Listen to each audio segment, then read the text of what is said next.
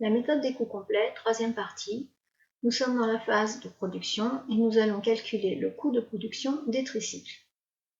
Donc dans cette entreprise qui fabrique des tricycles, nous avons déjà analysé les charges directes et indirectes, établi le tableau de répartition des charges indirectes, calculé les coûts d'achat du plastique et du caoutchouc que nous avons rentrés en stock, et nous allons maintenant nous préoccuper de la phase de production, avec l'atelier A qui fabrique des cadres, l'atelier B les roues, l'atelier C qui conditionne le tout, et ensuite la mise en stock.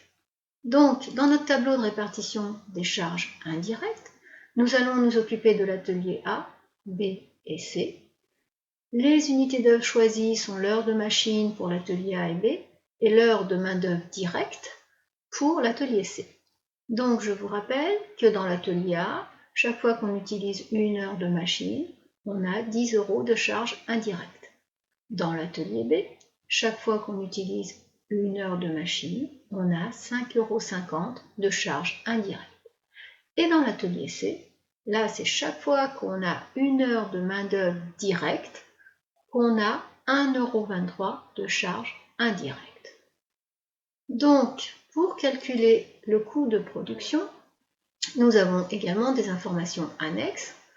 On achète les pédales par lot de 2 à 1,12 €, les guidons à 2,32 € l'unité, on a acheté 1700 cartons pour 1106,60 €, les machines ont fonctionné dans l'atelier A pour 152 heures, 132 dans l'atelier B. Et au point de vue main-d'œuvre directe, c'est-à-dire les heures travaillées par le personnel, qui nous reviennent à 16 € de l'heure, dans l'atelier A, il y a eu 169 heures, 126 dans l'atelier B, 250 dans l'atelier C, et tout ça nous a permis de fabriquer 1700 tricycles. Donc nous allons calculer le coût de production de ces 1700 tricycles. Donc je récupère mon tableau Excel. Matière plastique, donc nous l'avons déterminé tout à l'heure, c'était 2550 kg à 2,55 en sortie de stock. Donc, ce qui nous donnait un montant de 6502. Je vais recopier la formule sur toutes les lignes, comme ça on sera tranquille.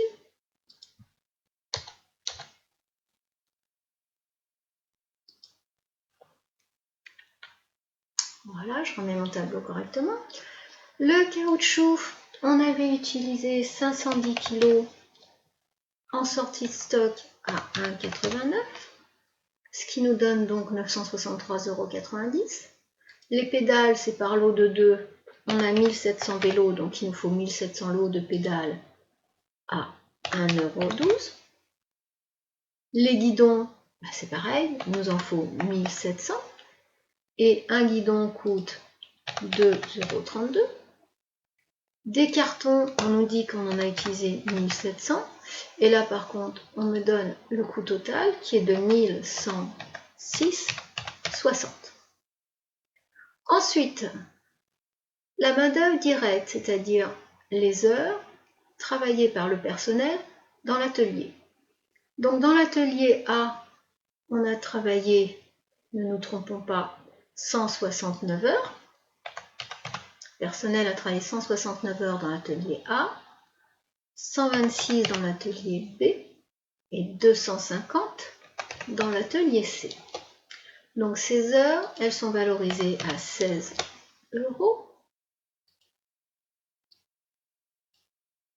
Donc, en charge directe, j'ai rempli toutes mes lignes. J'ai bien les matières plastiques, les pédales, les guidons, les cartons et surtout le temps passé par les ouvriers à travailler. Maintenant, j'arrive dans mes charges indirectes. Donc bien évidemment, cette information, il va falloir que j'aille la chercher dans mon tableau des charges indirectes. Donc dans l'atelier A, rappelez-vous, on a dit qu'on utilisait les heures machines.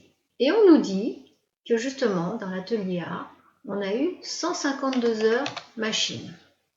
Dans l'atelier B, on utilise également les heures machines et elles ont fonctionné pendant 132 heures.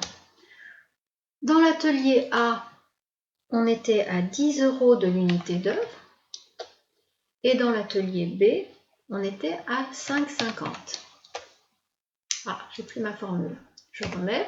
Donc dans l'atelier A, mes charges indirectes, 152 heures à 10 €, j'en ai pour 1520. Dans l'atelier B, 132 heures à 5,50, j'en ai pour 726. Alors attention, pour le conditionnement, on m'a dit que la nature de l'unité d'œuvre était l'heure de main-d'œuvre directe. Donc l'heure de main-d'œuvre directe, j'ai travaillé 250 heures dans cet atelier. Donc 250. Et l'heure de main-d'œuvre directe, c'est 1,22 € par heure de main-d'œuvre directe. Donc 250 à 1,22, ça me donne 305 € de charge indirecte. Donc mon coût de production, eh bien je vais faire la somme de tout ce qu'il y a au-dessus.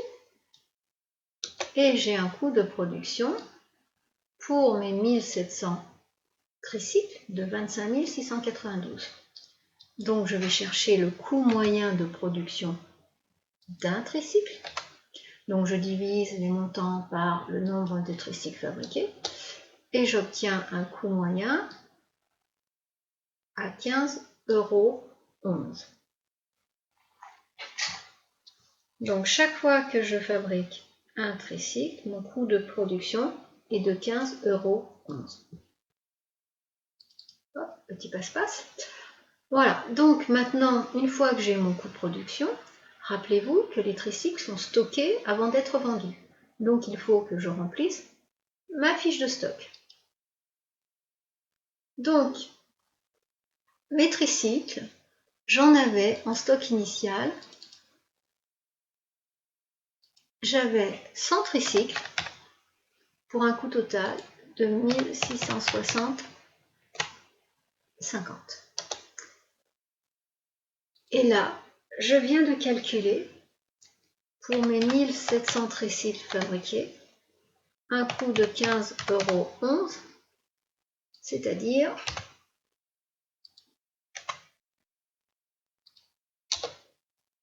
25 687. Alors on a un tout petit écart avec les décimales parce qu'on a arrondi là, hein, on a pris 15,11 € et on devait sûrement avoir encore des petits chiffres derrière la virgule. Donc ça veut dire que dans mon stock, j'ai 100 plus ce que j'ai produit, 1800 tricycles, pour un coût total de 27 347,50. Ce qui me donne un coût moyen par tricycle, donc 27 347,50 divisé par 1800, un coût moyen à 15,19 €. Ensuite, bien évidemment, je vais sortir mes tricycles du stock pour les vendre. Et on me dit que j'en ai vendu 1550. Donc, mes sorties, 1550 à 15,19 €, ça me donne 22 785. Ça, c'est les sorties de mon stock. Et ensuite, il me restera en stock, donc j'en avais 1800, j'en ai sorti 1500, 300 tricycles, pour un coût de 4562. Mais ce qui nous intéressera à nous, c'est cette ligne-là, les tricycles vendus pour 22 785. Donc, on se retrouve dans la vidéo numéro 4 pour savoir si effectivement le coût de production de nos tricycles est bien rentable et nous donne une marge suffisante.